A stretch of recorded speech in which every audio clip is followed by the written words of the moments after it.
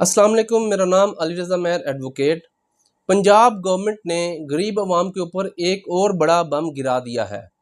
वो ये है कि अब जो मुलाजमीन हैं उनकी तनख्वाहों में से प्रोफेशनल टैक्स भी जो काट कर गवर्नमेंट के खाते में जाया करेगा।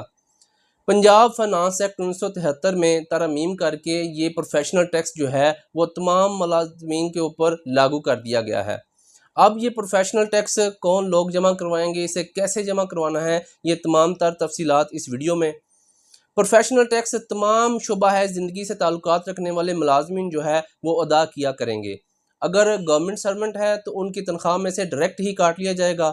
अगर कोई प्राइवेट सेक्टर में जॉब करता है, किसी कंपनी में जॉब करता है, कोई मल्टीनेशनल कंपनी है उसमें जॉब करता है, तो उन कंपनीज़ के जो चीफ प्रिंसिपल ऑफिसर्स हैं उनको डायरेक्शन दे दी गई है कि वो मुलाजमीन की तनख्वाहों में से टैक्स को डिडक्ट करें और गवर्नमेंट के खाते में जमा करवाएं।